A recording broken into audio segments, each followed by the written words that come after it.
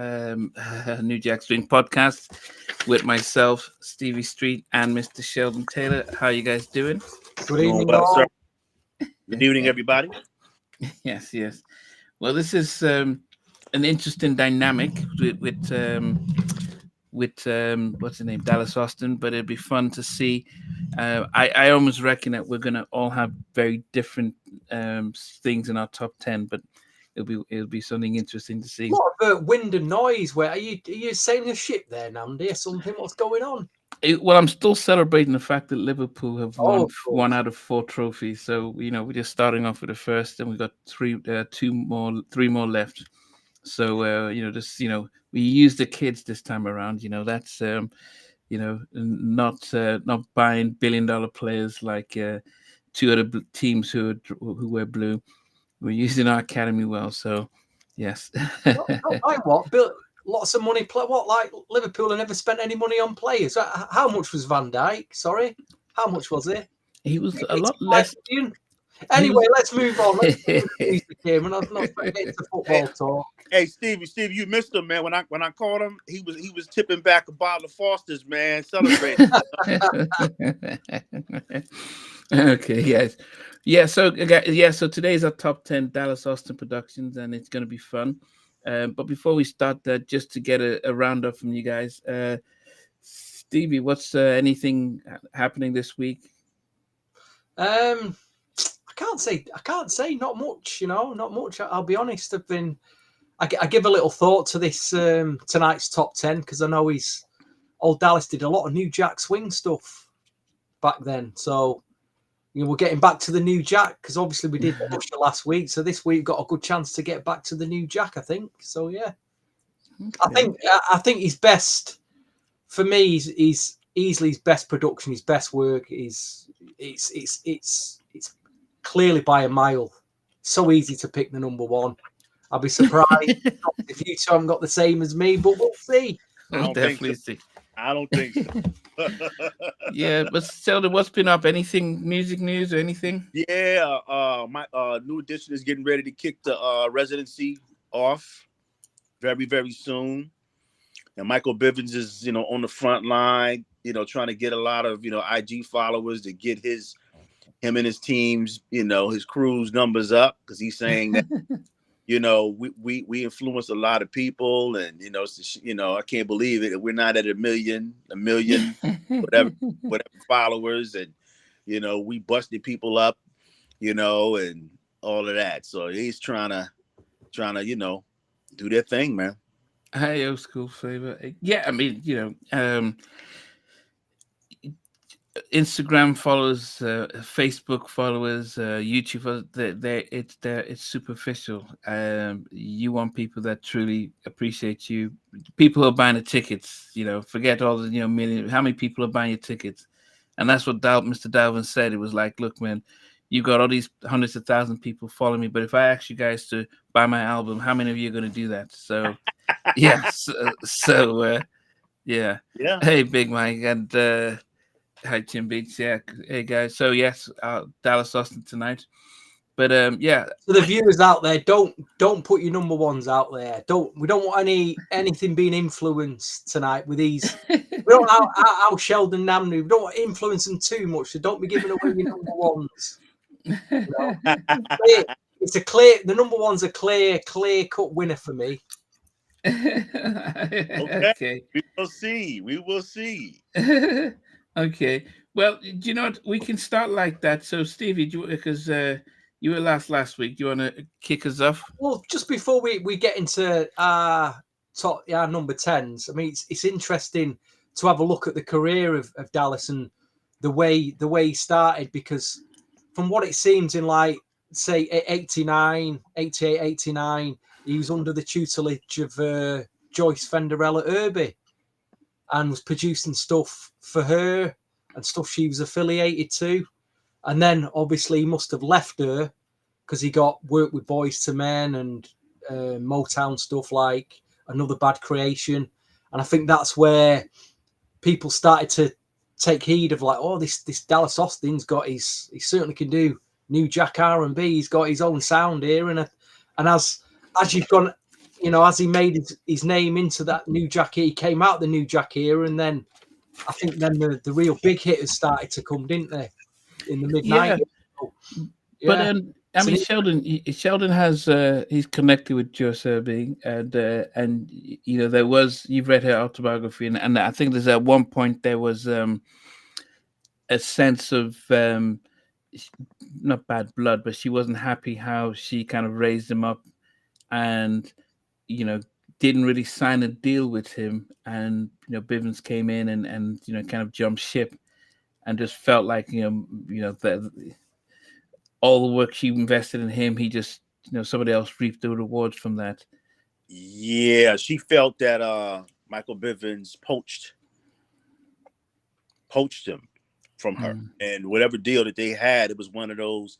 I don't want to call it a Gene Griffin deal, but you know how it is when you sign a young person and whatever arrangement or whatever agreement they had, it benefited her. But according to her, from reading her book, she really invested in him. She bought him cars, and he wasn't doing well. When she discovered him, so she really kind of like you said, she invested in him, and of course, we know the rest is history. But she really doesn't have a lot of positive things to say about Michael Bivins regarding that. And then the whole Gerald Busby situation, kind of a little back and forth. But Michael Bivins, no way. Yeah. Yeah. wow. Yeah, but I think what happened with Dallas was that yes, he got his. We know about some of the groups that he came out with. Like another bad creation and stuff. But he caught the ear of the young LaFace Records who came to Atlanta, and they tapped up himself, Organized Noise, and Jermaine Dupri, and says, "Look, man, you guys have the streets. Let's use you guys." So being able to but he has to have the skill. So, and actually, who knows if he would have flourished if he had still stayed under her, or being able to be his own person, and being able to push. So, it's a interesting thing. But Mike Bivens didn't sign him. He just gave him productions, and that's what you want. You just want people to be creative. So she wasn't pulled into the productions herself. It was more like he was in it, and I just think that he was kind of like Dallas was probably her MVP. He was he was the guy with the skills and all of that, and he was up under her. But they didn't want to do business with her, and they wound up doing business with him. But I won't say the name of the platform that's out there, but I think you and I, Namdi, we kind of talked about a long form interview that Dallas had done, and he kind of talked about the relationships and what was happening to him in terms of the compensation and things like that. But when I heard him, it was exciting to me because all I knew was like Teddy Riley, so he comes right behind that. And I'm like, who is this Dallas Austin? Everybody's like, yeah, Boys to Men. Like it was this new thing. And I was like, wow, who is Dallas Austin? And that window, like you said, Stevie, that 90, 91, maybe 92, 3 window, he was super hot, man. Yeah, and one thing I like about Dallas is his Teddy Riley of versatility. the South, really, wasn't he? I suppose he was the Teddy Riley of the South. Yes. I do remember in my first trip to the States in '96 when we went to Atlanta, there was a record store. I remember this. It's like it's all black outside. It's like a really long store, and it had like graffiti of all like the big labels at the time. So you had like a graffiti of So Def, and also he had a label. He had his own label, didn't he, Rowdy? Yeah, Rowdy. But he had also '96 on, and that was like them murals were on the front of the graffiti. It looked fantastic, and I remember going in the store, and it was just packed out for like promo 12-inch singles of Rowdy stuff and So Def for like 99 cents, $1.99. I just kept out there with like Rowdy promos, Uptown promos, So Def promos. I don't know if that record store is still there. If anyone's from Atlanta tuned in tonight, let me know. You know what I mean? It was a great store. Probably not open anymore, but I don't know. Anyway, good evening to we got Chin Beats, Miss Swavions, or is it Mrs. Swavions with us tonight? Enquiz, Big Mike's with us, Old School Flavor. Yeah, we've got a few in already. With the I'm sure they've got their top 10s ready. Yeah, Joseph Perry. Yes, Old School Flavor. Yeah. So, yeah, so we're going to go through a top 10. I mean, you'd be surprised, and most people might not be, how versatile Dallas Austin is with his production and some of his tracks. So, hopefully, trusting Stevie and going left fields and getting one rare mix that was available on a bootleg soundtrack. Yeah, I've got a few, in my top 10. Yeah, so got a good mix of the hits in here, a few, the odd rarity, and probably a few album cuts you've forgotten about or didn't know about, or just So I'll go number 10. Go ahead. On for this group's second album. They were signed to Virgin Records, a very well-known R&B new jack group from the late 80s, early 90s. And I thought I'd pick a couple of tracks from After Seven's Sophomore album, which, it's a strong album. I wouldn't say it was as strong as, say, the first album, but it's a strong, all you new jackers have got this. I know you've got this in your collection. If you haven't, you should be getting it. But they went for a bit of a tougher new jack edge on this, with a couple of tracks kicking it, and All About Love, produced by Dallas Austin.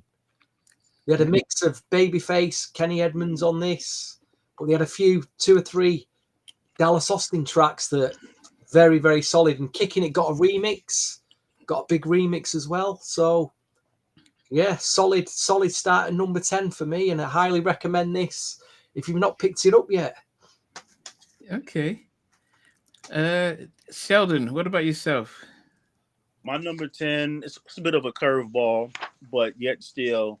So we fast forward to 96, and Dallas Austin has got about a good maybe 7 to 8 years production behind him. Is still in demand, doing his thing. Hey, Akin. And in addition to producing records, is also tapping him to do remixes, man. And one guy who you both are familiar with tapped him to do a remix for one of my most favorite songs by him, and that is George Michael.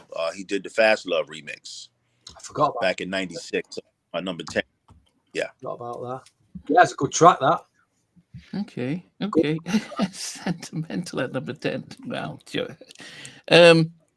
Yeah. So, I'm my number 10 comes from I think the only album I got from this artist.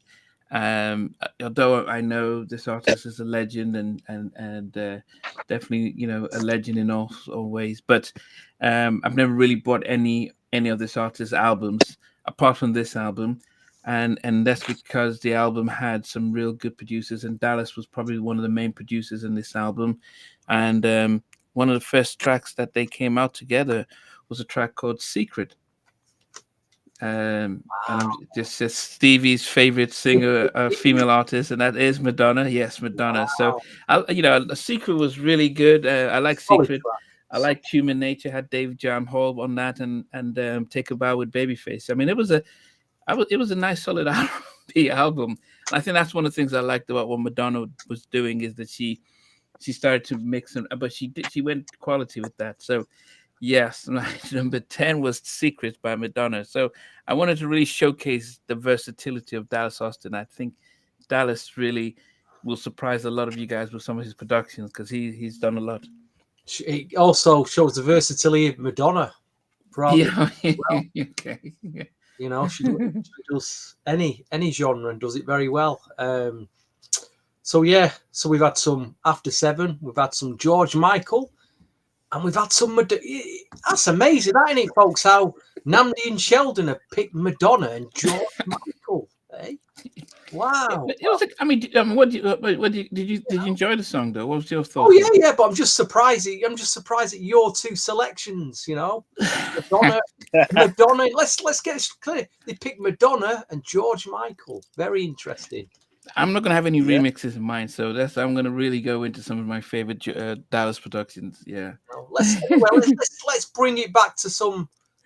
Let's get real here. Let's get real and go for my number 9. Okay. Came out of Atlanta, debut album, fantastic debut album. This lead off single, One of Them Days. Don't Take It Personal, big record. At In number 9. 95, 96, this huge record. Dallas Austin behind it, and he did a few other big tracks on this as well, along with Tim and Bob and quite a few others. Soul Shock and Carlins on this album as well. But yeah, solid number 9. Could have been up a bit further, but Yeah, I'm surprised. Monica at number 9 for me. With just one of them days. That was a good production, man. That was a very good production on that. Okay, yeah, I'm surprised good. it was that low. But then, Sheldon, what was yours then?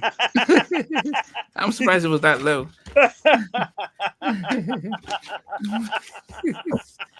What's Sheldon laughing at? I don't know. He said, "I can't believe it's that low." Okay, So- it's ironic that you picked that one because that's my number 9 as well.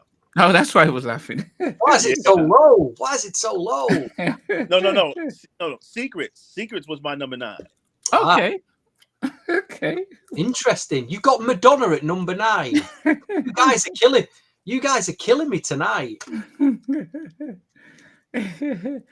But what did you think about that song though, Sheldon? You know, it was a curveball because I've been tuned into Madonna for a long period of time.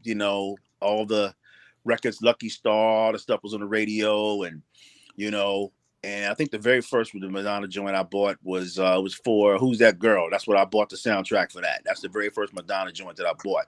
But I always liked the music. But when I heard Secrets, I was shocked.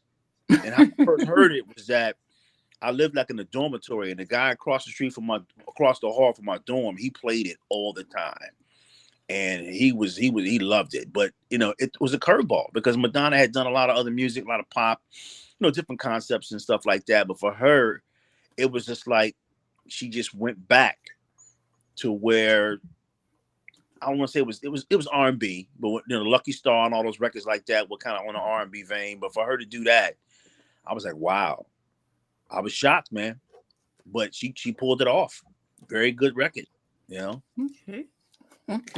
Good vocal performance on that record too. I mean, I think when you heard it wasn't a typical Dallas Austin sound. It was, it was a guitar strumming. It was the beat that probably you thought, yeah, that's Dallas Austin. Yes, yeah. But I think he was really, he probably excelled himself with that record, to be quite honest. And I piggyback. I concur, Stevie, because if anybody else would have made that record, it still would have been a hit. Yeah. Okay. My number 9 is by a LaFace artist who probably broke the mode and probably has been one of the biggest selling artists that came out from that label. But I think this is where, if people follow the career of Dallas Austin, you probably see the fact that he's very versatile in not just the artists he works with, but the type of music he puts out. And my number 9 is Just Like a Pill by Pink. Everyone seems to be shocked by this, but I just love the fact, because actually this is Pink coming from when she was trying to do her R&B stuff, and it sort of it just didn't work out as much, and she was like, be who you want to be, and then she comes out with these sort of little pop rock. And I think one of the things about those late 90s or so is that I loved a lot of Blink 182 and and a lot of these type of groups and stuff, and No Doubt and stuff. So I just loved the fact that what he did with Pink, and I Swear, just like I love the track. So yeah, that's my number 9. Hey Colin, what's up, man? Good evening, Colin. He just checking in before he checked out again. Well, at least he's made made a minute there just to say hello to us, and we really appreciate that. But did you guys know about this track though? Wow, he produced. Yeah, that song. I remember it. It was just forgettable for me, but just my personal opinion. I kind of remember the album, and people, a lot of people loved it, and I guess she just didn't pull it off. But I remember I had a friend she played remember her taking me to the airport, and she had the album and it was playing, and I was like, "Who was that?" She said, "Oh, that's Pink." So yeah, I just felt with Pink, she used R&B as a stepping stone, and she quickly moved out. I just remember her first album was R&B, then she kind of ditched it and went pop rock then, and just it's almost like, I just forget about that now. That's what I didn't like about Pink, actually. She was never going to be an R&B artist. It was like she was just doing it because it was the thing to do at the time. And speaking to Dal Simmons and even Mookie, they both they said actually Pink was really into R&B. That was her thing, but it just wasn't. She was getting compared to say Christina and all that stuff, and so So it was when she moved labels, because by the time she came out, the Face merged into Arista, and LA Reid took over. So talking to them, they said she was in a group and she was really serious about the R&B stuff, but it was just a label decision to switch it. Yeah. But as I said, I think I just like this is me looking at more the versatility of Dallas Austin. And as I said, we're going to the tracks that you probably said, well, I didn't realize he did that. But anyway, yeah, who's Stevie? Who goes to your number 8? Going to the mid-90s here, to an R&B group that didn't quite make it. They started life out on the Fake Records, and their initial first album, it got pressed up, and there was a single put out called A Little Something Something, and the single was out on the Face Records. The single didn't do too much. They pressed the album up, and I think copies were sent out to radio, and then the album got completely shelved.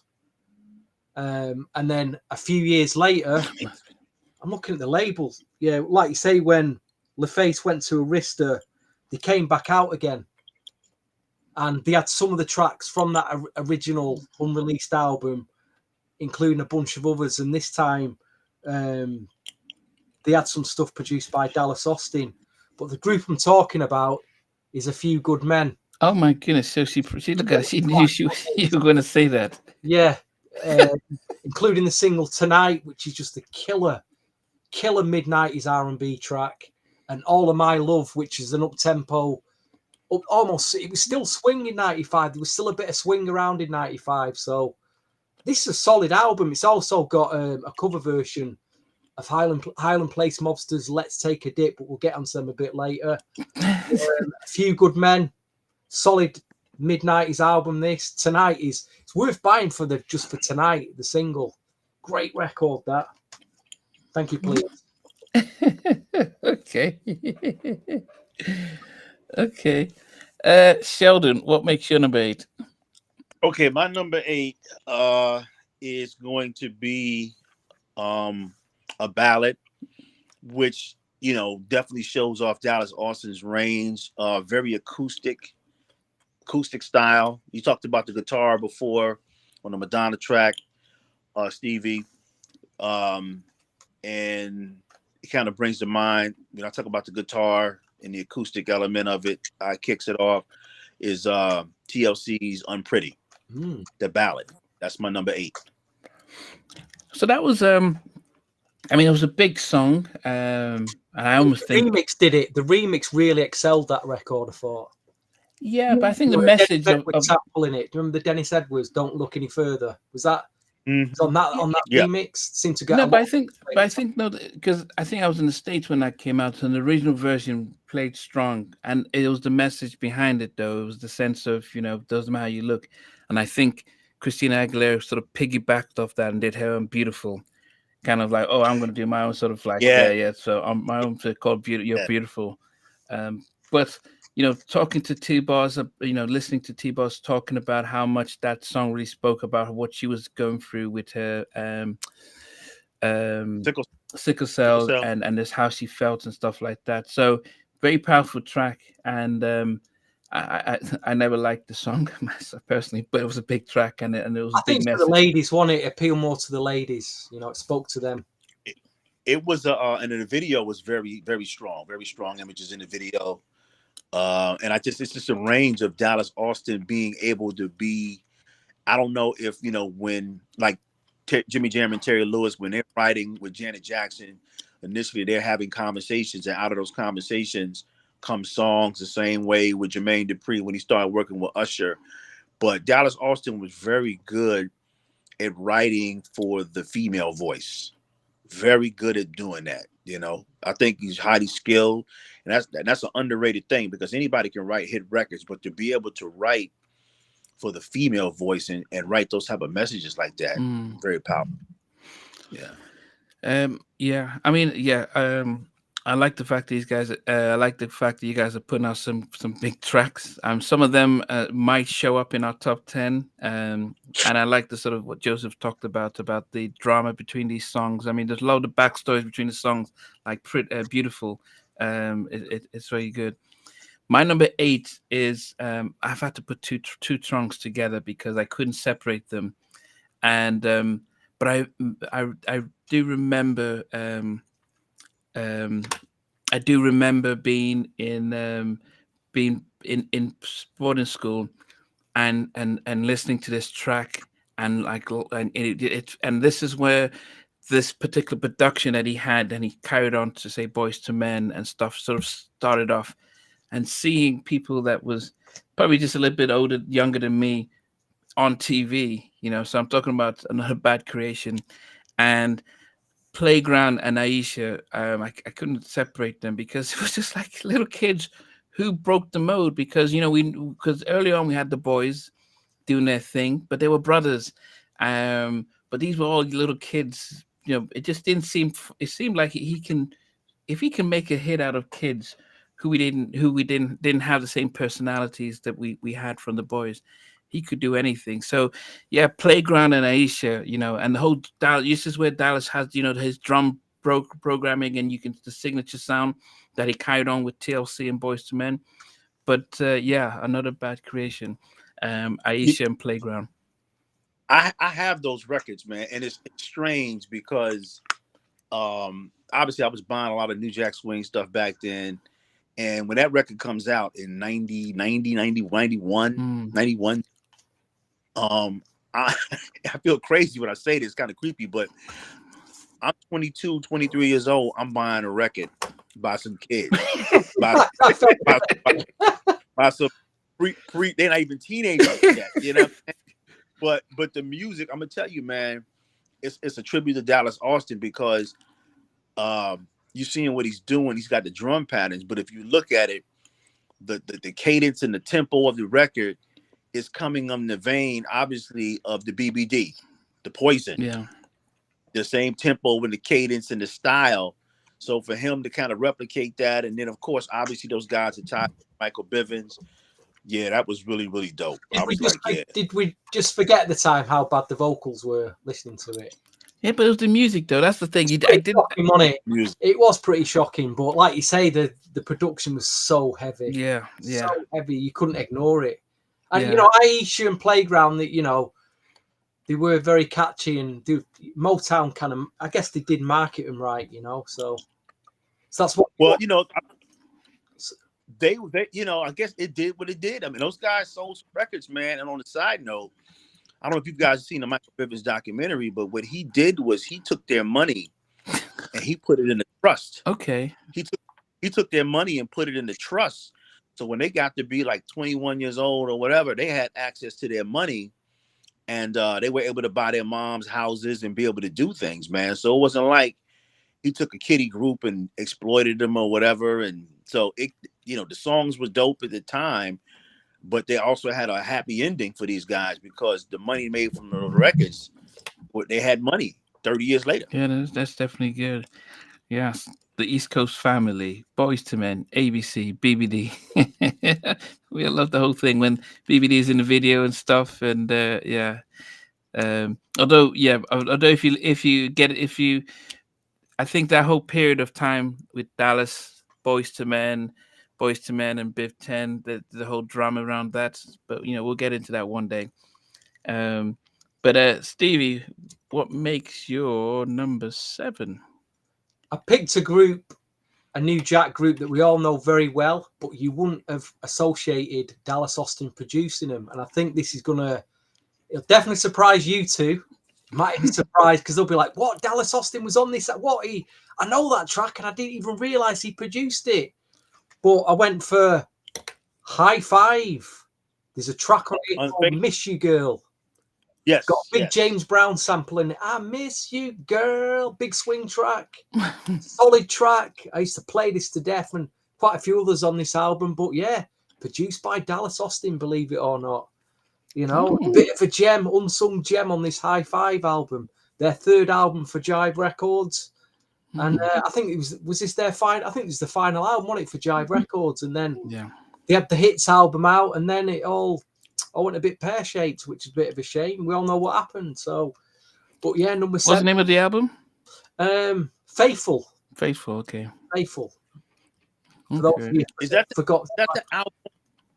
Stevie, is that the album with She's Playing Hard to Get on there? No, that was the album before.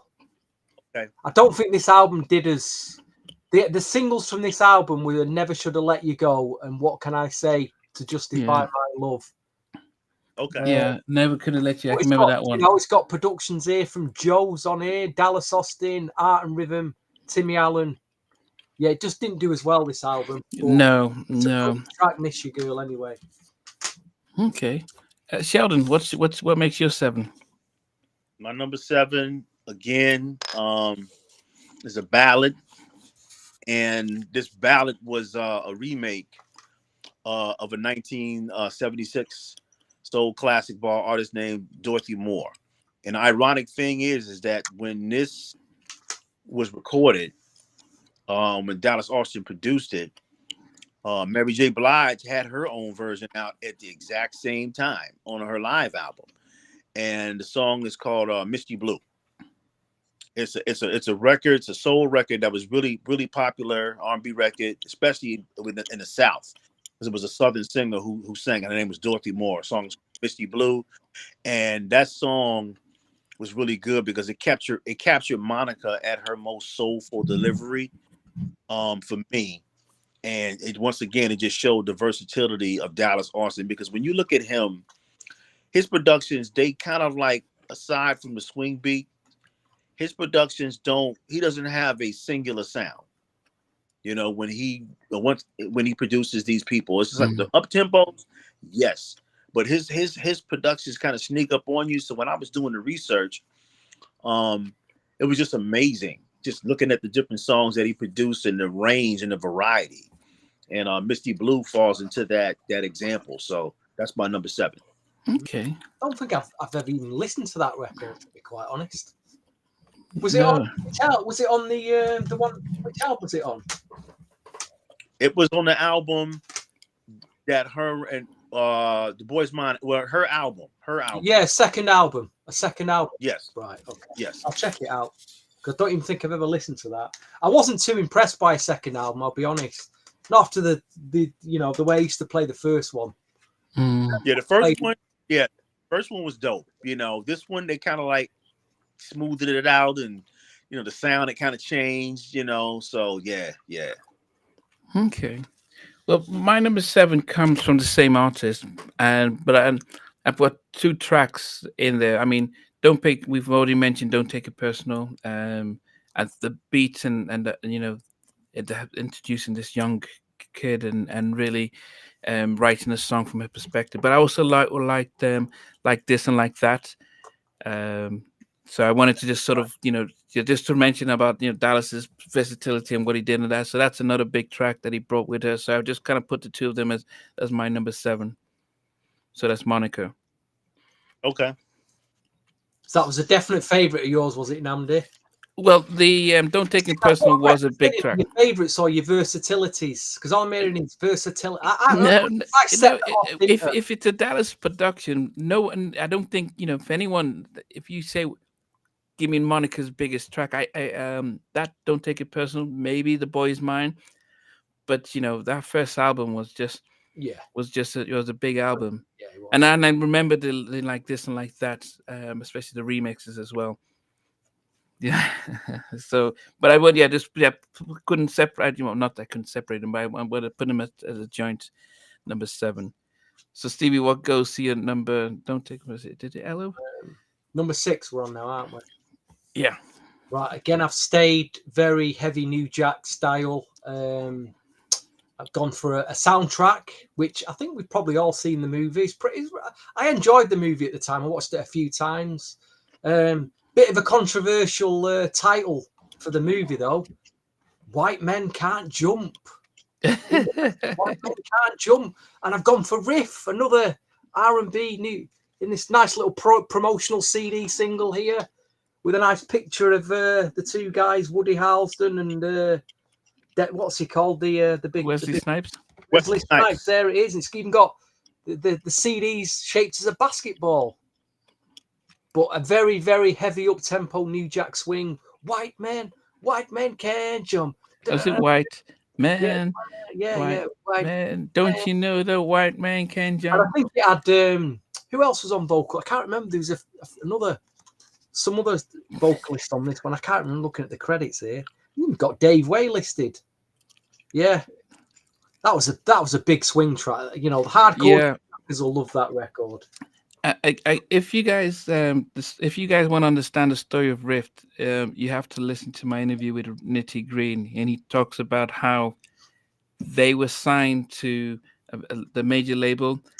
They said, but they wanted to be. They were getting a lot of promotion, a lot of money, but they wanted to be like Jodeci. So their second album went all R&B. It flopped.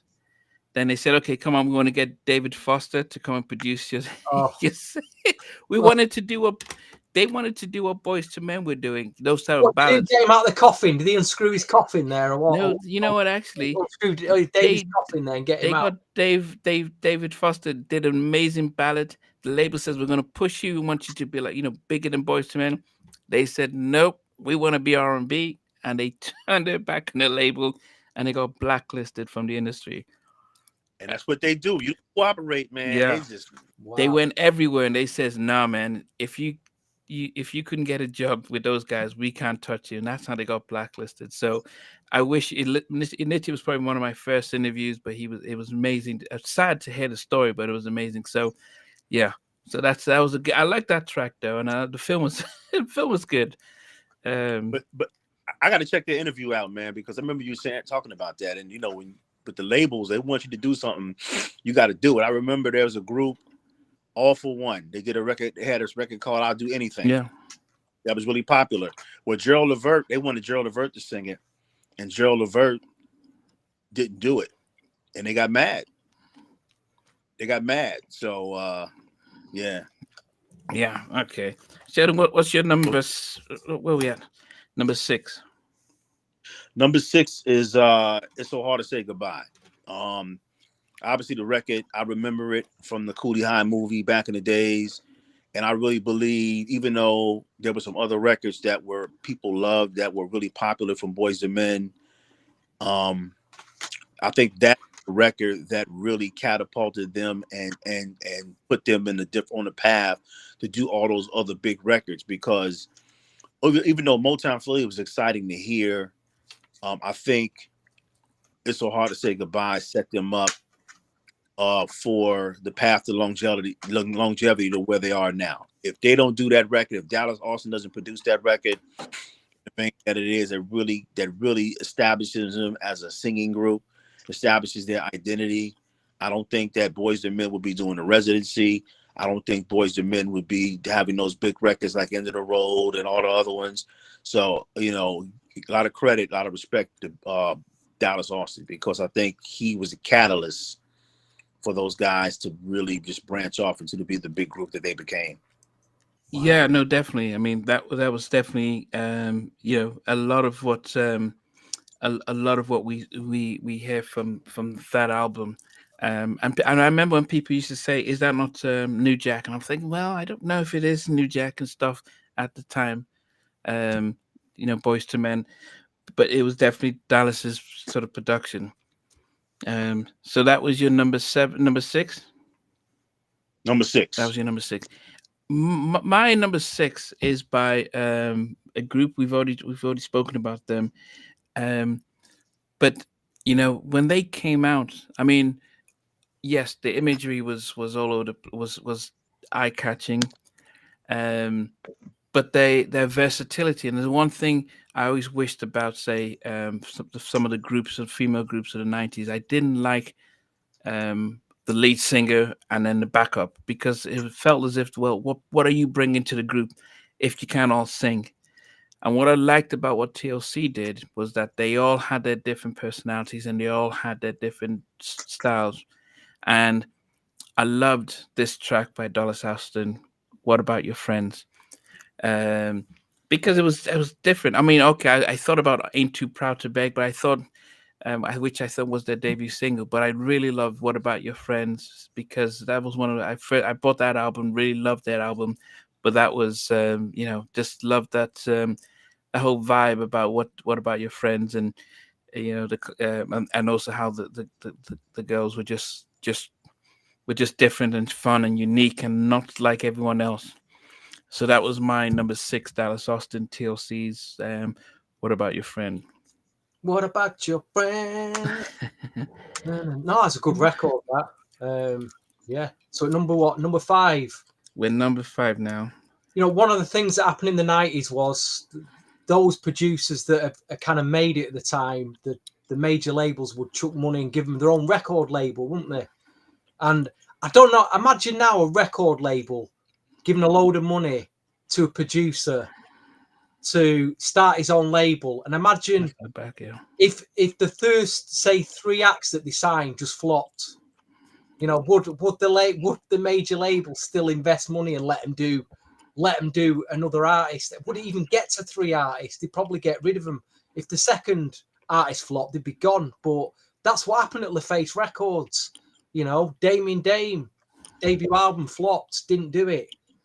Jermaine Jackson got signed. I mean, Jermaine Jackson, he's got the whole Jackson. The album flopped. And then Dallas Austin came along. He had his own group. The album that his group's in is not even on, you can't even stream it. It's not even on streaming.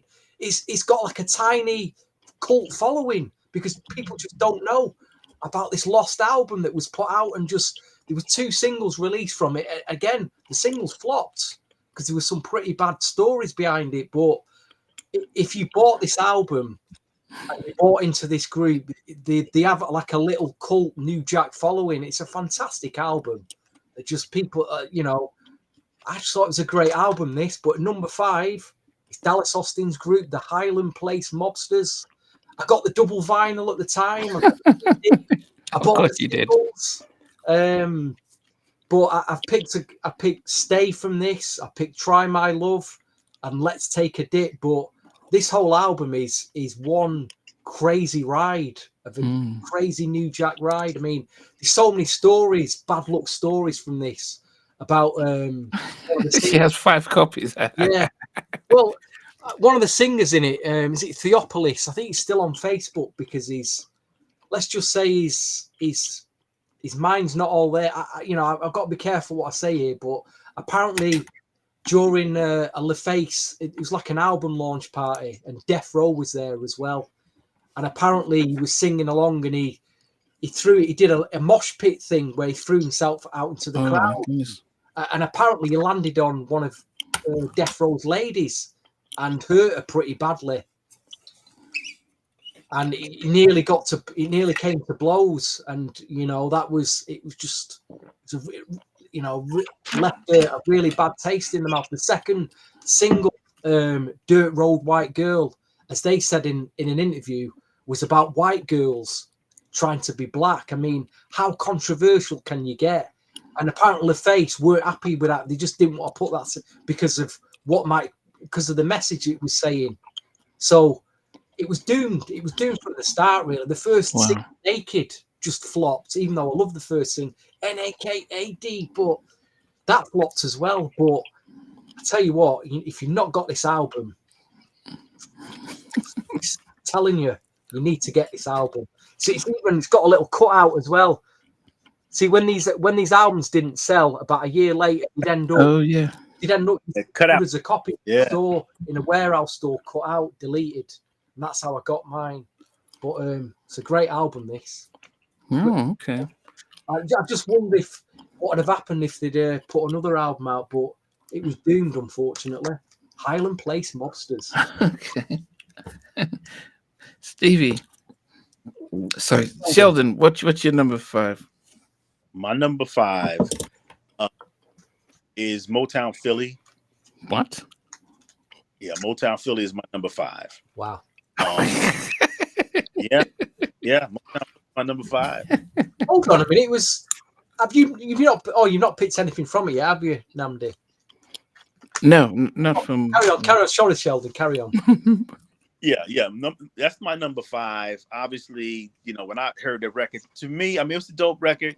It hasn't aged well, obviously, but that record was like, I remember when it came out, and it was this excitement about who they were. Because again, they didn't start off with a ballad. It was an up-tempo record. And remember, Teddy Riley's super hot, man, and these guys are coming and they're doing their thing. And I remember people just talking about, man, this Dallas Austin guy, he's the man. It was like they shifted from Teddy Riley to Dallas Austin, and the record was dope, man. I mean, at the time, and it kind of like set them up in terms of their identity. They were doing the dancing and all of that, but I remember the record was extremely popular, so it was a perfect setup for them, perfect introduction to them, and it's a perfect introduction to what Dallas Austin was doing at the time. So yeah, that's my number 5. Which track? Sorry, or the whole Motown Philly. Motown Philly, yeah. The song itself. Okay. Yeah. My number 5 is actually I would bet that and no one would realize that Dallas Austin produced this track. It's and it shows his versatility, but it's also a good track. It's by an artist who took, in some places, some people might say she took Tammy Lucas's spot, and when Pharrell signed her up. But it was a track that actually I used to think it was the Neptunes that produced this, and it's a song called "Trick Me" by Khalees. Wow, you've really got your pop hat on today, haven't you, Nam? You've really gone for this early 2000s pop era. Yeah, but no, I think it was. I always thought that was the Neptunes. That just sounded like a Neptunes beat and production, and I was shocked, to really find out, wow, Dallas actually did that, and it's probably something that he was probably trying to show. Look, man, I can do whatever I can. I need to, But I think Dallas is he's everywhere. He wants to get into rock. He wants to get into fashion. He wants to get into movies. So music isn't. He's got his studio and he's got his producers. Because Dallas signed Tim and Bob. They were signed to him. Even Speck and KB from Basic Black was signed to Dallas Austin. Even the Neptunes tried to get signed to him. So he had his camp, and he was sending them out. So he's smoking a lot as well. But yeah, "Trick Me" by Khalees is my number 5. Wow.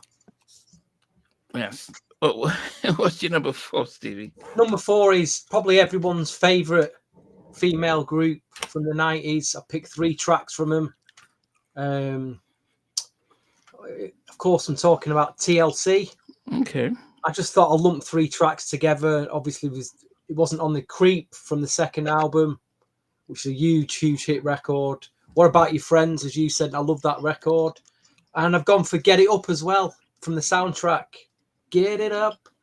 Da, da, da, da, da. But yeah, he did. Oh, wow. Yeah, they remember the time record. Yeah, I forgot about that record. Yeah, it's a nice cover version. So TLC, I mean, he did the original of Ain't Too Proud to Beg, didn't, even though we all probably played the Untouchables remix. But number 4, heavy New Jack again. We're staying with New Jack, guys. Number 4 for me. Okay.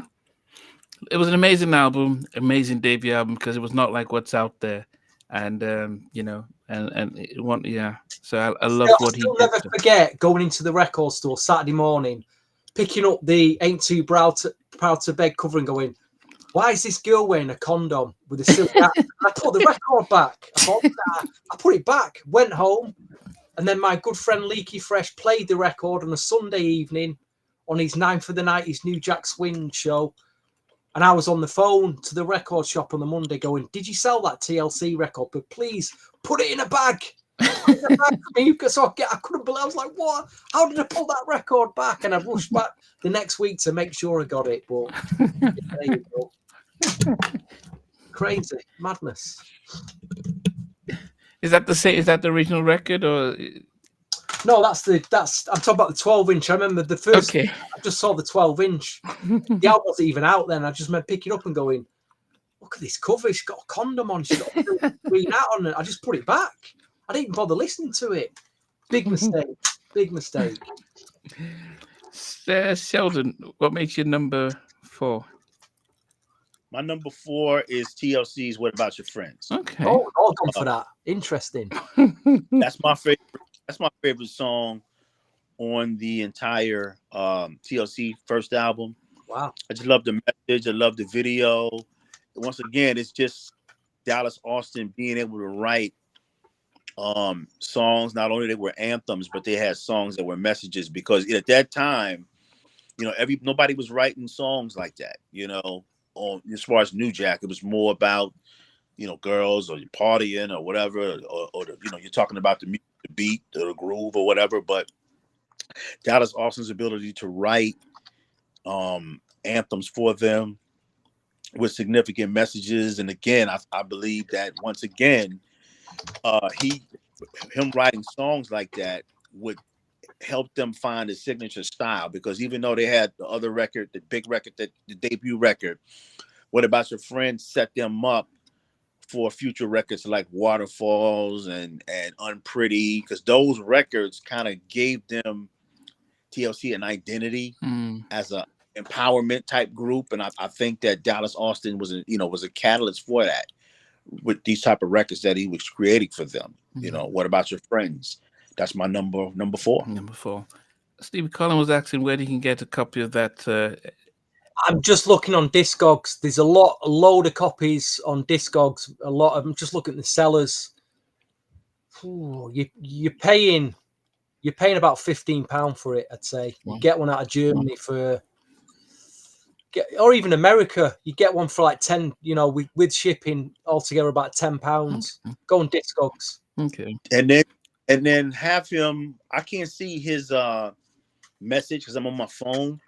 But if he's your friend on IG, I can also inbox him and you the backstory behind that album, because I found an interview, a whole story behind that whole history of those guys, which would be very, very interesting. And Theopolis, I think, was one of the guys, as far as writing some of those songs that Dallas Austin was producing. He didn't know how to read. He didn't know how to read and write very well. So what he was doing, he was freestyling the records in his, you know, and he wound up not getting writing credits.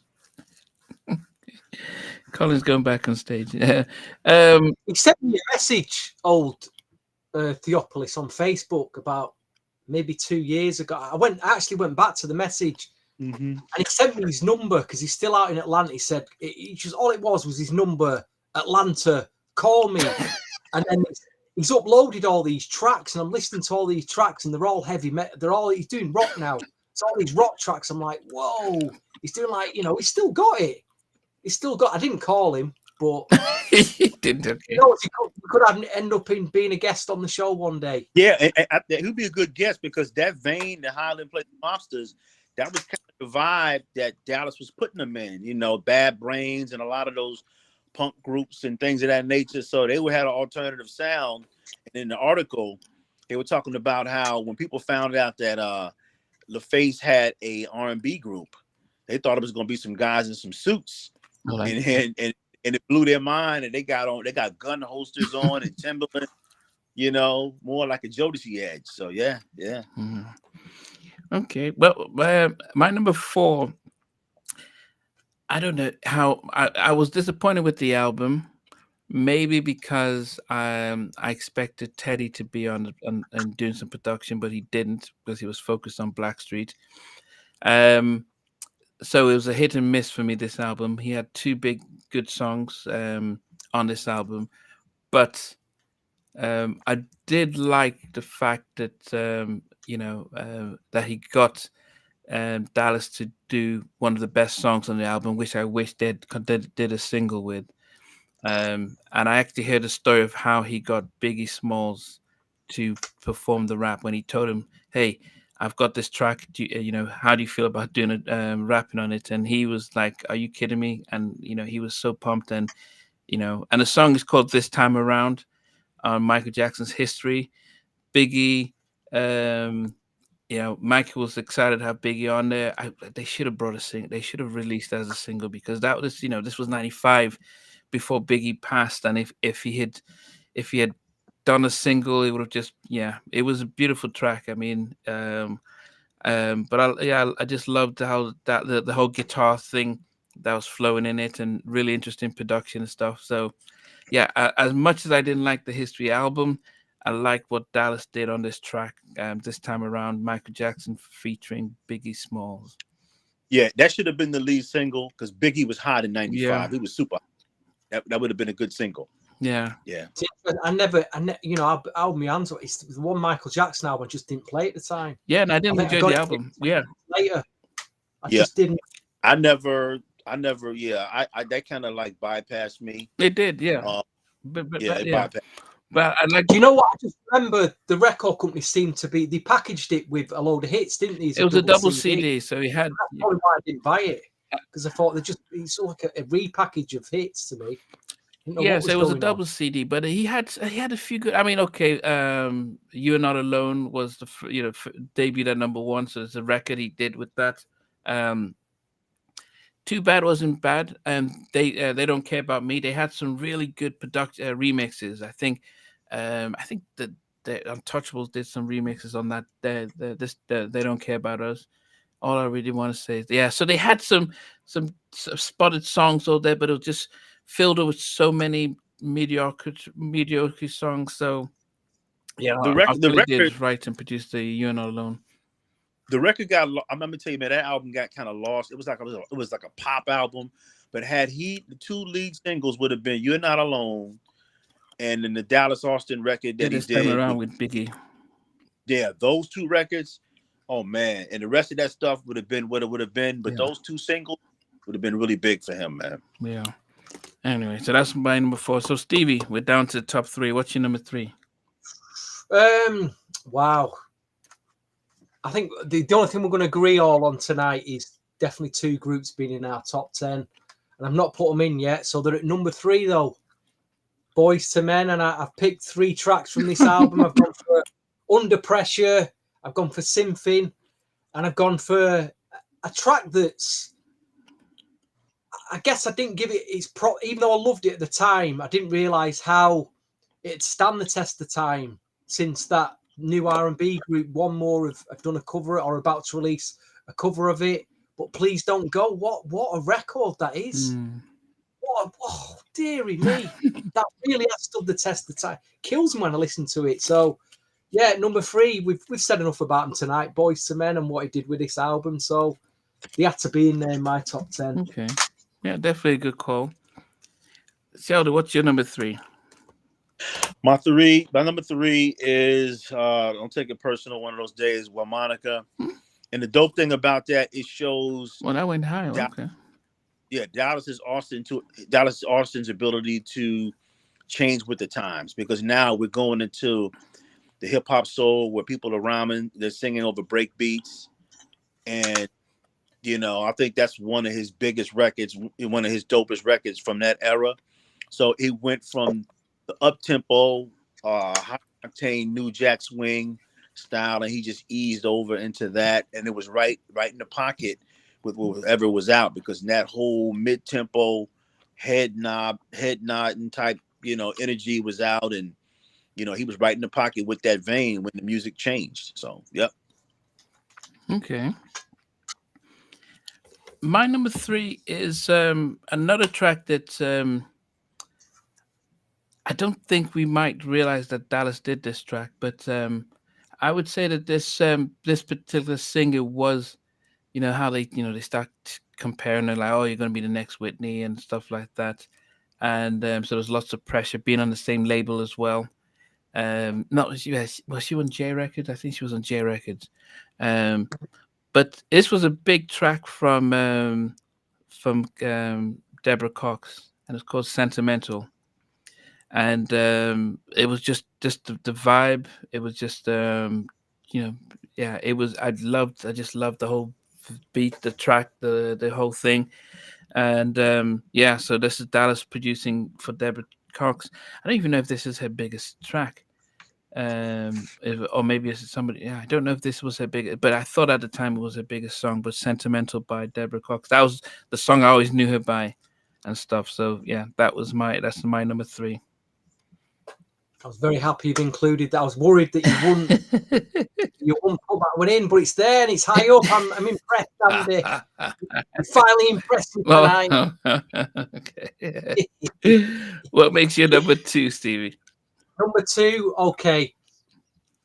I've done some serious digging here. Some serious digging to dig this one out, because I don't think only the hardcore New Jackers, the real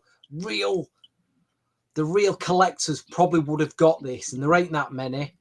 But I think in terms of, he did a lot of remixes, really solid remixes, and I picked a remix, and for me, the remix itself, the actual production, what he did on this remix, it's harder than anything he's ever done. But I personally feel anyway, and I can't believe he gave it to this artist. But the artist in question had a huge hit in the 80s, in about 1986. And I love the record. I absolutely love it. It's like a pop R&B record. Blue-eyed singer, rock pop, crossed over to R&B. He had a hit called Sailor V in the mid-80s. Oh, Robbie Neville, yeah. Robbie Neville. You would never believe that Dallas Austin did an absolute killer New Jack Swing remix for Robbie Neville. It's hard. Doesn't even come with a cover. It's a promotional CD single. It's got a back cover. I don't know if you can see that. The track's called For Your Mind, and it's the urban remix featuring E-Lock from Highland Place Mobsters on the rap. I swear the mix, it's about 6 minutes long. It's an absolute killer, this, and it's gone as far as it's gone as number 2, as high as number 2. Could have been number 1, but my number 1 is R&B perfection. But this is New Jack perfection at its best. Okay. Number 2, Robbie Neville. Big surprise for you all there. Okay. For Your Mind. Check out the Dallas Austin. It's on YouTube. YouTube it, the urban remix. And you New Jackers, knock yourself out when you hear it. Knock yourself out. Sheldon, what's your number 2? Okay, my number 2 is a song that has a really crazy backstory, and the record was done in the vein of unity, but it turned out to be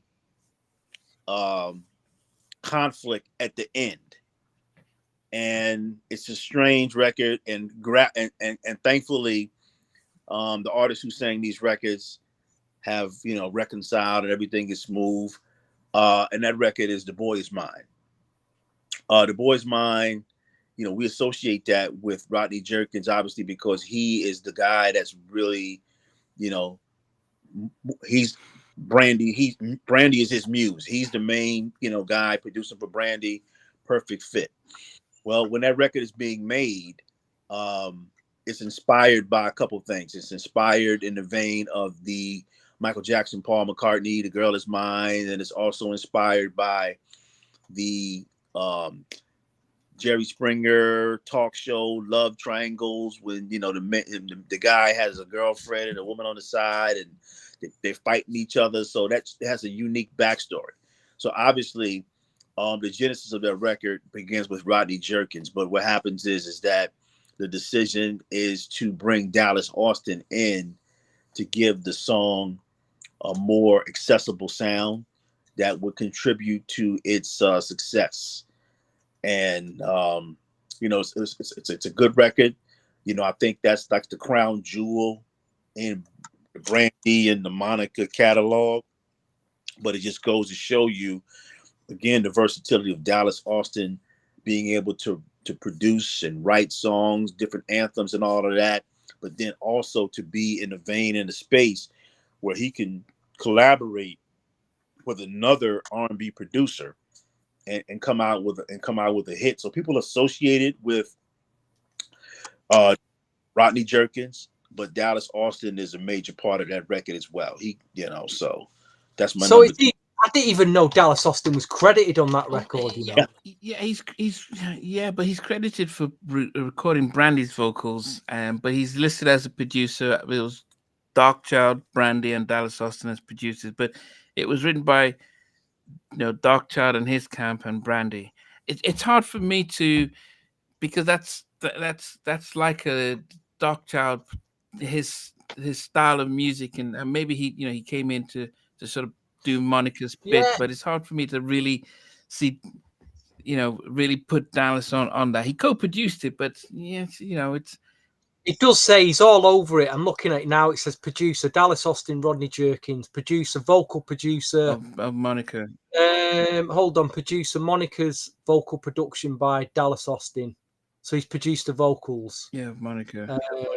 And that's and that's the thing when you look at production. People sometimes they get production, they focus so much on the music, but producing vocals are extremely significant, because so you put that in your number 2 based on a vocal production. Yeah, no, I don't know. We're cheating in it. It's not his song. So she's in the studio. She just come in, do your acapella, and then send it off to Rodney Jerkins. And Rodney Jerkins the the rest. That's what let me give you guys some science real quick. When you look in terms of the vocals, what happened was Monica's vocals were recorded. Initially, when they did it, it didn't come out as well. And then what Monica wound up doing, she re-recorded her vocals with Dallas Austin. You got to understand, man, when you look at being a producer, everybody gets so caught up. If we was playing football here now, you get the referee pull out a yellow card. Let me give you some science. Let me give you some science. Okay. Let me give you science. Let me give you some science here. The thing is that as a producer, it's more than just programming. It's more than playing an instrument. It's also guiding the person to give the best vocal performance. Because we could talk about tracks all day long, but you got to look at Quincy Jones used to do the exact same thing. He did the exact same thing. You're telling me that Dallas Austin overall stood in the back and overseeing the production. I think Puffy did more production on that track. I think Rodney Jerkins did. I just think here Dallas Austin sent the acapella off over to him, and they just complete. And I reckon Rodney Jerkins completed. I could be wrong, but that's what it sounds like to me, Sheldon. Okay. That's what it's out because we all know it's a Darkchild track. I mean, it's Dallas has done so much as a producer. No, he is credited. They're both credited as producers. I'm looking at the credits. Dallas Austin, producer, Rodney Jerkins, and Brandy's credited as well. But overall, I'm looking at the overall record. It's not. It's mainly you've got mixed by Dexter Simmons and Rodney Jerkins. They mixed it. Recorded by Ben Garrison and Dexter Simmons. Strings, the Darkchild Orchestra. Written by Brandy, Fred Jerkins, Rodney Jerkins. It's a real mix and match, innit? But yeah, I'm saying it's 70% a Darkchild record. 30%. Think about it may be 70%, but the other 30% is credited to him. Okay. Listen, guys. Else, Sheldon. Listen, guys. I'm gonna leave you with this. Listen, guys. I'm gonna leave you with this. We already know. We've already had conversations about Teddy Riley, right? And there's a lot of records that he's associated with that other people are associated with, that where they might have actually done the record, or they may have had a major contribution to the record, but they may not be listed, or they may be listed as a co-producer. The thing is, we're talking about a producer, period. Regardless of what their role is in the record, his name is on the record. Yes, there's a Dark Child, the production, we know what it is, but 30%. That means that the record is impactful. Okay. So you may love the track. Okay, the track is his, but obviously the vocals are important to a record, man. Okay. Well, that's Sheldon's number 2. So we will give him my number 2. Yeah. We'll give him my number 2. We'll hope that Dark Child isn't listening and comes and says, that's my tracker. But anyway, yeah, mine. So it was a little. No, is it hard? No, I think I'm fine with my number 2, and I think this was probably, listening to the story about how this track came out, and people, they weren't sure how to market this particular track. In fact, I heard that they made the video that first came out. Clive wasn't happy about it, and they had to reshoot the video to where it is now. And I don't think everyone was too pleased with it. But it's going to be "Creep" by TLC. That is my number 2. It was especially their transition from the whole condom and eye patch and stuff to the Crazy Sexy Cool, and everything that he did in that. Really loved that track. The what he did with them, and yeah, that was just a vibe. He really knew how to get the best out of them. Yes, he was. He and Chili had a kid together, and he was really in there. And the fallout with them was that they felt that, I think, Left Eye wasn't too pleased that she wasn't getting as much, because the music had changed. So from that sort of New Jack where you rap and sing, so when they moved into that 90s, it was more like the song, the R&B, and there wasn't enough space for Left Eye to rap. So she just moved herself out of that. So that's where they had a look. And then his relationship with Chili, they thought maybe it influenced some of her parts. But that's a really sad ending to that marriage of TLC and Dallas and Friction. But I love what he did with Creep, one of their signature tracks, and the horn that just goes throughout the whole thing.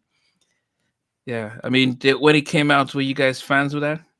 Oh yeah, yeah. You know, record, man. Yeah, record from the mid '90s still gets played in clubs today. It's a staple '90s R&B record. I put that record in the top of all the '90s records. That, especially if we're going from, let's say, the first half of the '90s. Let's say from between '90 to '96. That record is the records released during that time. That record's got to easily top 5. Easy. Yeah. Oh, says Left Eye was not happy with the message. That's why she put a tape in her mouth in the video. Okay, I didn't realize that. Okay. Yeah, so we're down to our number 1. So before we do our number 1, Stevie, what are your honorable mentions, and what tracks? I'm trying to mention a few that we haven't mentioned.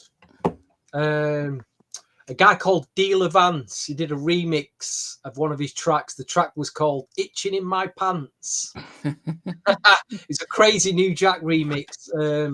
Mid-90s, Brand New Heavies, he did a remix for "Dream on Dreamer." Somebody that's hit in the UK. That he did also a remix for Tevin Campbell, "I'm Ready," which is on a very hard to find promotional CD single. Raphael Sadiq, he did a remix of "Ask of You." Great record that. He did a remix of D'Angelo "Cruising." He did a remix of Trisha Covington's "Slow Down." He did some stuff for Troop as well. 1989, "I Will Always Love You," and My Music. He did a remix for PM Dawn, "Sometimes I Miss You."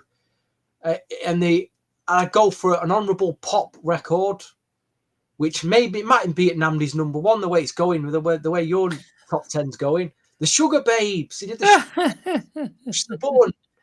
So yeah, and also an honourable mention to Glasswork, who were basically the Highland Place Mobsters, before the Highland Place Mobsters, they did a track called She Works Her Body Right. So those are my honourable mentions. And number 10, I had After 7, Kicking It with all About Love. Number 9, I had Monica, Don't Take It Personal. Number 8, I had A Few Good Men with Tonight and All of My Love. Number 7, I had High Five, Miss Your Girl. Number 6, I had Riff, White Men Can't Jump. Number 5, I had Highland Place Mobsters with Stay and Try My Love. Number 4, TLC with Creep. And What About Your Friends? Number 3, Boys to Men with Simping, Please Don't Go and Under Pressure. Number 2, that man Robbie Neville, Free Your Mind. And at number 1, there's no doubt about this record. He wrote the record. He produced the record. It's the best thing he ever did. It's just it's just a class R&B record. The vocal, it's got a brilliant vocal. The song is it's a brilliant song. And the production had his signature mid-90s. It was very understated, but it's a record that stood the test of time. If you go to a soul night, on R&B night, you're going to hear it getting played. It's easily his number 1 for me. It's Deborah Cox, Sentimental. Brilliant song, brilliant production. Nothing really comes close. This is Dallas Austin's finest work for me. by country mile. Number 1, Deborah Cox, Sentimental. Superb record. Okay. Yeah, I mean, I don't know I'm happy at it number 3, Namdi. huh? I'm happy at it number 3. Let's see where it is on Sheldon's top 10. Let me tell you something. I don't know that record. I don't Oh know. my! Oh, can we start this podcast again, please? The record I remember, you said that's her biggest record. The record I remember that was really big for her, that was stayed on the radio all the time, was Nobody's Supposed to Be Here. Yeah, this one came out first. Yeah. You don't know Sentimental? No. Oh, I don't remember it. I don't remember it. I have to play it. I don't. It's not. Oh, no. I'll tell you, once you hear it, Sheldon, you're going to be killing yourself. You're going to be like, you're going to be rewriting your top 10, fella. You're rewriting that so okay. fast.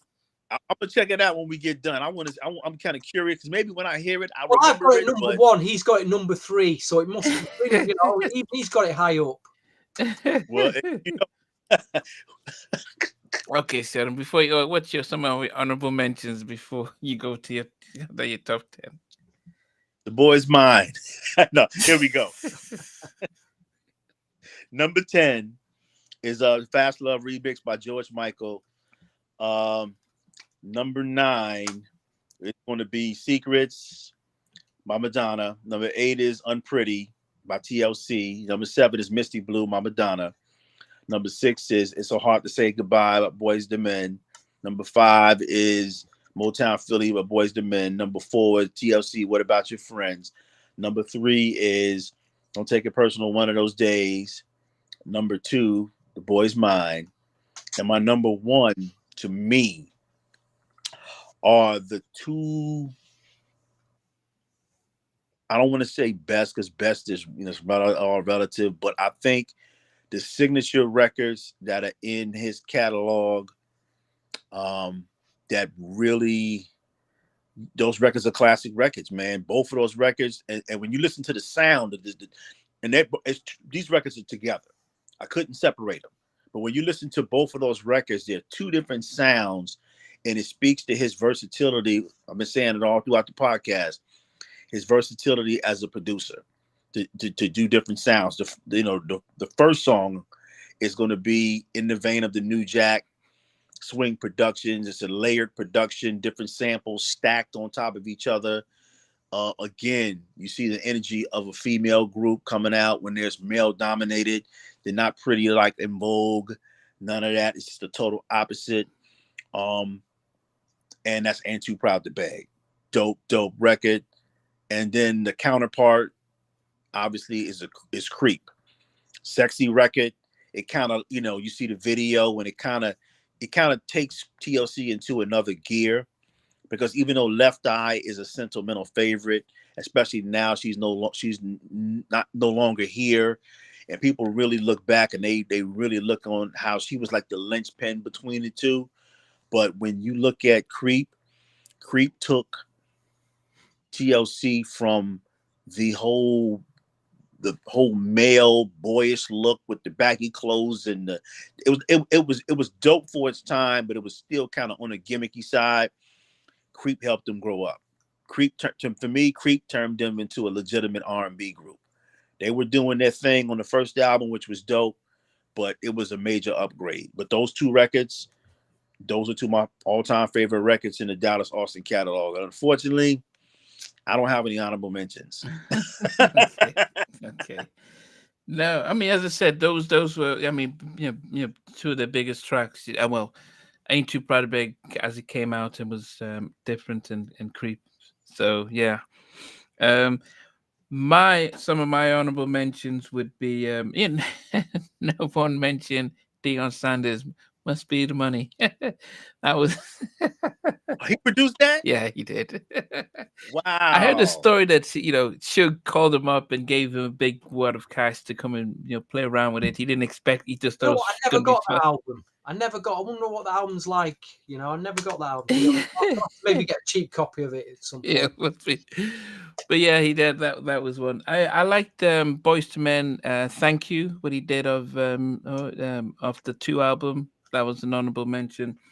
But yeah, so going back into my top 10, I started off with Secret with Madonna. Um, just like a pill by Pink. I had number 8 was Playground and Aisha by Another Bad Creation. Number 7 was the Monica Don't Take It Personal, but also Like This and Like That with Sammy, the one featuring Sammy who rapped with it. Number 6 was my What About Your Friends. Number 5 was Trick Me by Khalees. Number 4 was This Time Around, Michael Jackson and Biggie Smalls, Notorious B.I.G. Number 3 was Sentimental. Really love the song. I get sentimental. I can't remember. Yeah, love the song. Number 2 was Creep, but just the whole Trump, the whole love the horns on that.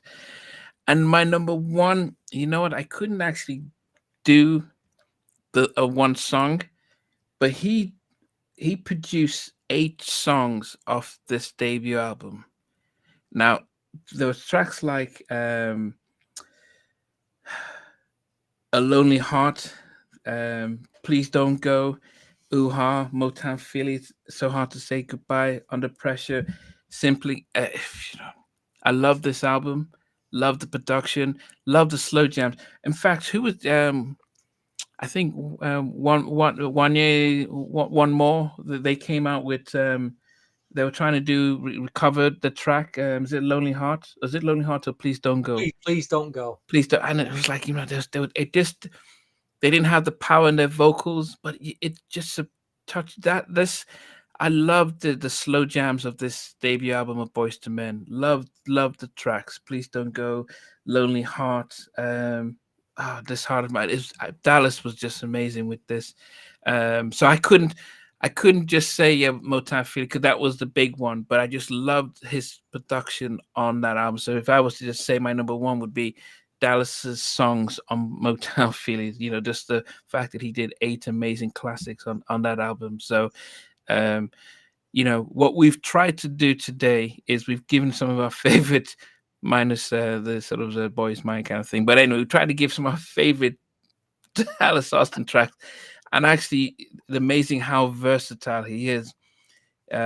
Somebody asked, where would he fit into our top 10? I don't know when we did our top 10 producers. Did he make any of our list? Let me just check. I don't think he made any of our top 10. I'm sure he did. He must I don't have. think he did. Maybe not. I got my list here of top 10 producers. I don't know if he did, but I mean, I don't think he made our top 10. Save it. I didn't save it. I don't think he made our top 10. But if you watch back the episode, I don't think he made our top 10. I mean, but he was, I think if we had done this episode prior to that, I might have reconsidered. Because he did a lot of stuff. But, sometimes unless you did the research, because when we researched this, you start realizing, well, he did that, he did that, he did that. but but he's had some he does some amazing stuff. So so interesting to see what you guys have put out there. And definitely we'll keep celebrating Dallas Austin. Well, listen, Namdi. Got a bone to pick with you now. Okay. I've got a bone to pick with. I'm going to put this one to the listeners as well. See how you feel about this, because I certainly felt a certain way. Now we have suggestions for top tens all the time.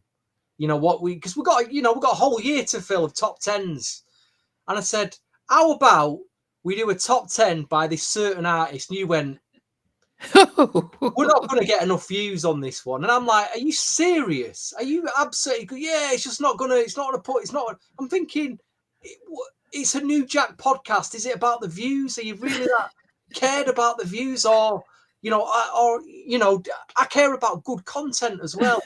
So listeners, viewers, in the future, I don't mean next week or the week after, but as a scheduled top 10, maybe in a few months or some point this year, how about a top 10 Father MC? He did 3 albums for Uptown Records. He did a good couple of solid indie albums as well. But Namdi seems to think we can't get 10 records out of him. I'm like, well, can you guys give me 10? Father MC. You've got. What do you think, Sheldon? Listeners, what do you think? Bad idea? Good idea? Would you like to see a Father MC top 10 in the future? Father, I'm gonna tell you, he's got some dope records. Between let me finish. Between the first 2 albums, he's got at least 5 or 6 bangers, man. Well, on the third album, you got 69. That's the third.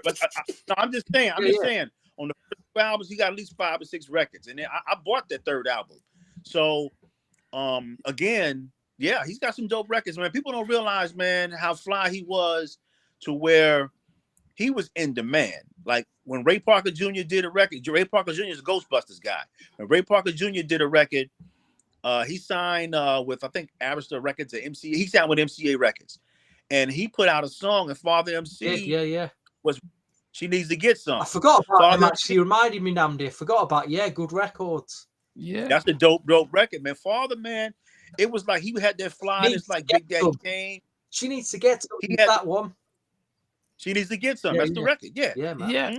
Look, Father was my first guest, and he's Namdi, he's doing some amazing productions right now. I mean, he's doing a lot, but the game. If think about it, if you had a chance, working with our friend Jackie McGee as well. Yeah, if you had a chance between Father MC, Heavy Day and the Boys, or Rex and Effect, I mean.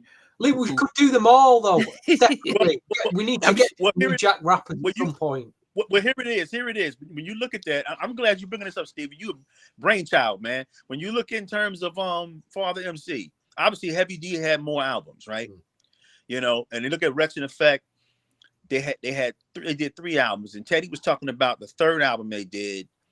They didn't listen to him. What happened was they was going outside the formula. He said that Akil had a dope voice. And certain type of songs, how he was coming off of when they were doing all the remixes and on the Future album and the first 2 albums, they kind of ventured off and went somewhere else. So when you look in terms of just a rapper in the New Jack era, you got to give Father MC. Yeah, no. Here's another track. Here's another Namdi. You like intro, don't you? In fact, you love intro as a group. Mm-hmm. So go and listen to Father MC, Close to You by Intro. You'll be begging me. You'll be begging me to do a top 10 there. You know what? I will put that record right there. What you just said, that will be in his maybe top 3. He samples the Anita and name Alicia Myers. And what about Affection? Affection as well. Same thing with intro on it. You'll be begging me for that top 10. Yeah, but you're talking about 10 favorites, so you have to have known the track. So it's like you can. I don't know if you can name 10. I mean, apart from the Treat 'Em and Lisa Baby and treat 'em like you want to be treated. Yeah, treat 'em like you want to be treated. Yeah, I'll Do For You on the first album. I mean, so Close to You, like you said. I'm gonna tell you. Think about it, man.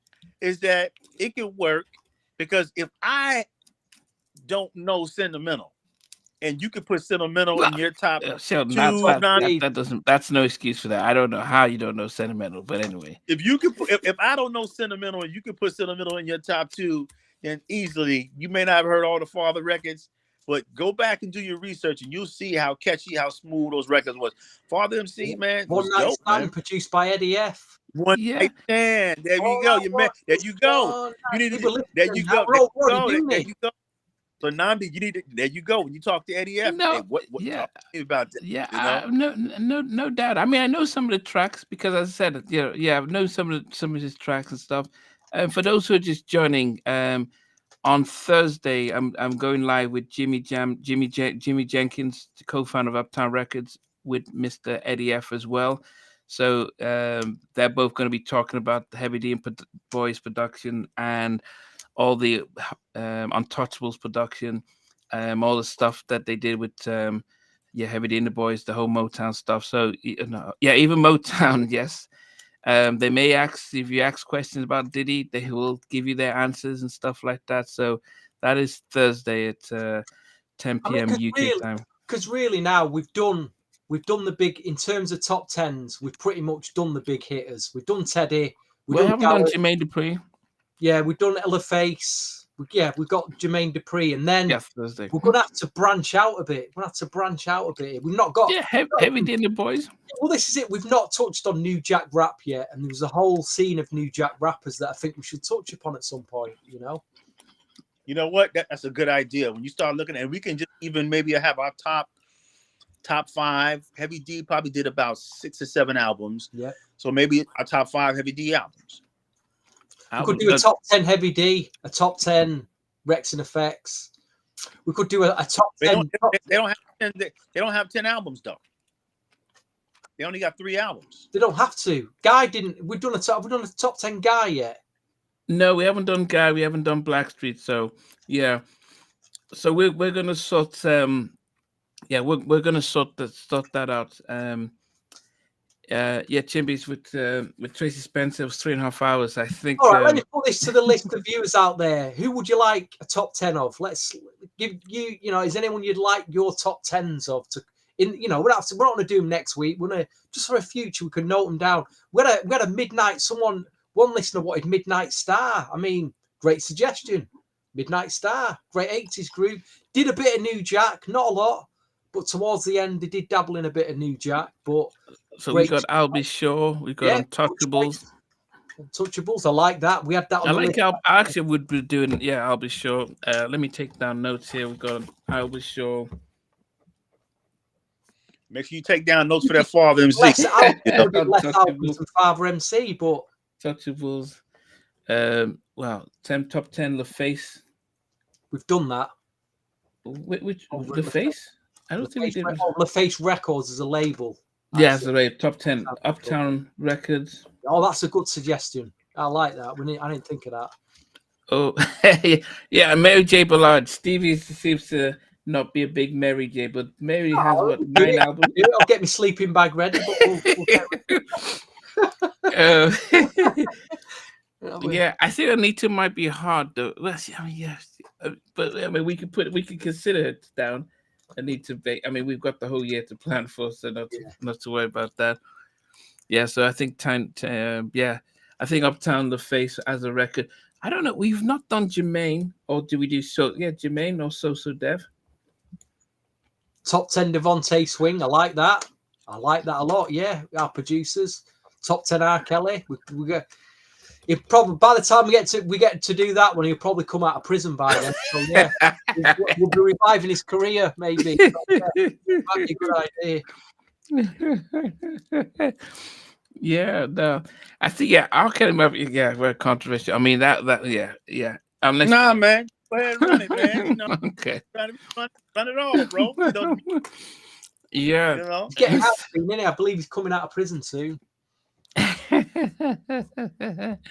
So it's definitely Michael Jackson. Yeah, we have considered that. Yeah, we kind of forgot about that. Okay, Michael Jackson top 10. Yeah, so that would and we can do David Foster's contribution to R&B. Oh, dearie me. I think I'll be. I'll cry. I think I'll be sick that weekend. I'll throw in a But you sick. know, he gets mentioned in I'll every episode. Though he does get an honorable mention. We keep that joke going. We keep that joke alive. You know what I mean? Yeah, he I gets. mean, He gets. if these artists got credits on this podcast, they got paid for credits every time. And David Foster's a rich man.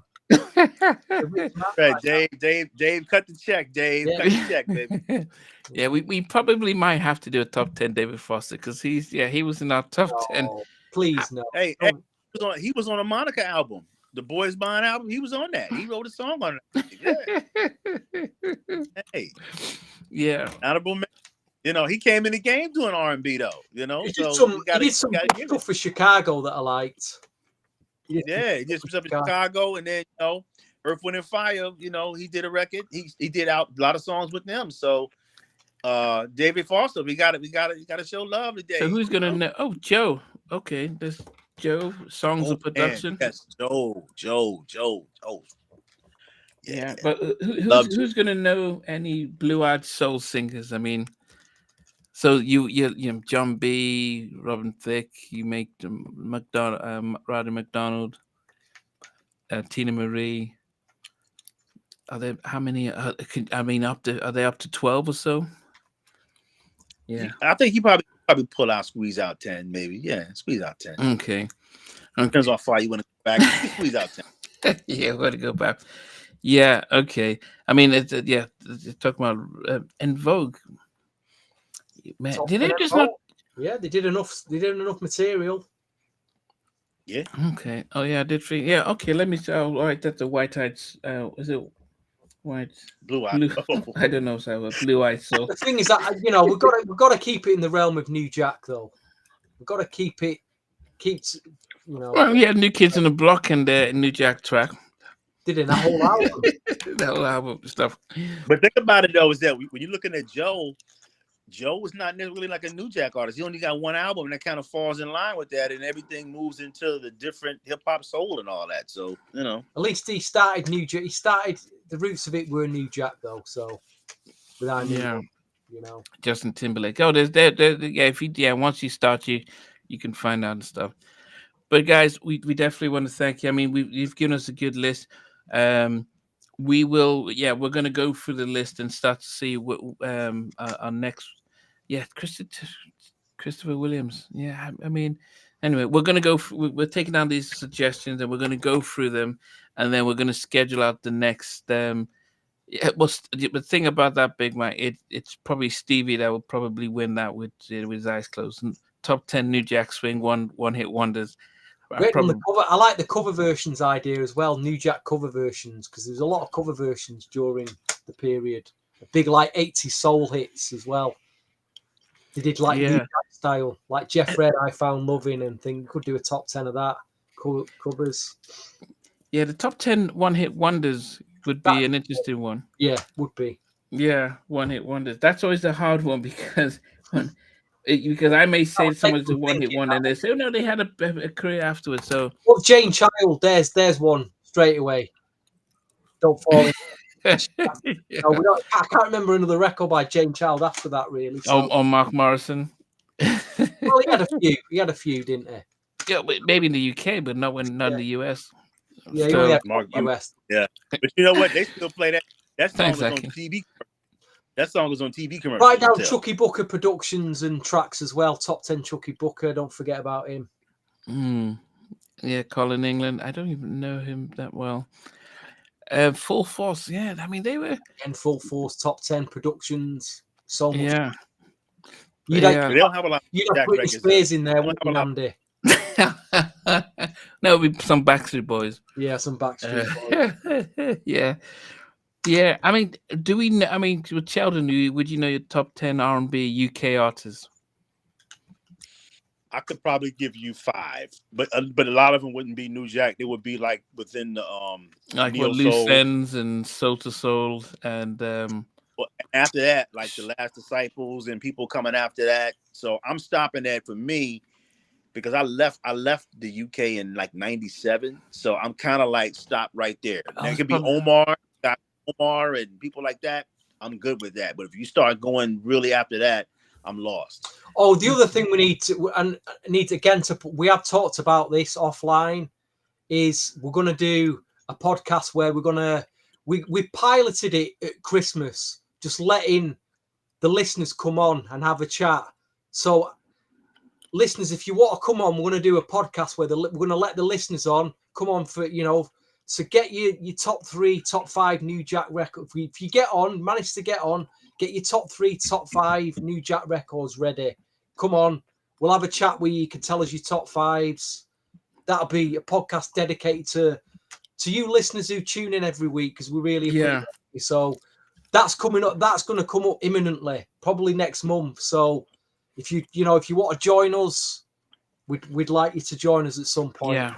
So yeah, pick your top 5 and you dial on in. So we'll sort it out. So Sheldon, Sentimental came out in 95, so you might have been in Europe and you probably missed it and stuff, but it's I probably missed that. Yeah, that's probably why. Yeah.